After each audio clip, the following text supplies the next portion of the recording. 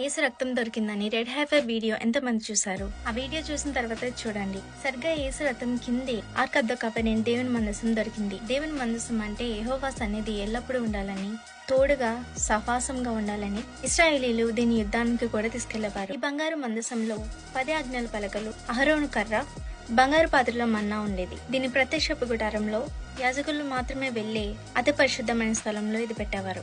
తర్వాత ఇది సొలొమోను కట్టిన దేవాలయంలో కూడా ఉంచారు. ఈ బంగారు మందసం పైన అటు ఇటు 2 కెరూబులు మధ్యలో కరుణాపీఠం మీద మనుషుల పాపాలకు బలిగా అర్పించబడిన రెడ్ హైఫర్ రక్తాన్ని దీని మీద ప్రోక్షించేవారు. తద్వారా దేవుడు ఆ రక్తాన్ని చూసి పాపాలకు ప్రాయశ్చిత్తంగా ఈ నిబంధన రక్తం ద్వారా దేవుడు క్షమించేవారు. ఈ మందసం కాలంతో పాటు కనుమరుగైపోయింది. దీని ఇర్మియా నెబు అనే కొండ గుహల్లో దాచాడని మెక్కబిస్ అనే గ్రంథంలో రాసుంటుంది. అనేక చోట్లుందని చాలా వార్తలు వచ్చాయి. కానీ జీసస్ ని సిలువ వేసిన కిందే ఈ దేవుని మందసం ఉంది. ఆ కరుణాపీఠం మీద దేవుని రక్తం ప్రోక్షింపబడింది. అందుకే మన కరుణాపీఠం యేసు సిలువ యాగమని రోమియోలకు రాసిన పత్రిక 3వ అధ్యాయంలో ఉంటుంది. కాన్వర్ట్ సైంటిస్ట్ మందసాన్ని వీడియోస్ తీసి డాక్యుమెంటరీ చేసి బయటికి తీసేలోపు దీనిని ఎవరో దొంగిలించారని, ప్రపంచానికి నేను చూపించలేకపోయానని మీడియా ముందే ఏడుస్తూ చెప్పారు. నిజానికి దానిని తీసిన వీడియోస్ ఇప్పటికే ఉన్నాయి, కానీ అక్కడున్న గవర్నమెంట్ పాలిటిక్స్ వల్ల క్రిస్టియన్స్ కు మాత్రమే సంబంధించింది కాదు కాబట్టి ఇస్రాయేలీ గవర్నమెంట్ దాన్ని సొంతం చేసుకున్నారు.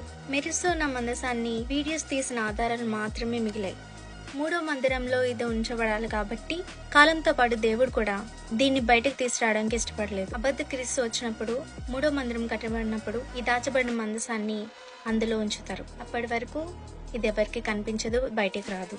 సరైన సమయంలో దాచబడిన ఈ మందసం ఖచ్చితంగా బయటకు వస్తుంది. To take the tables of stone out of there, he said God wants everyone to see those frozen in place.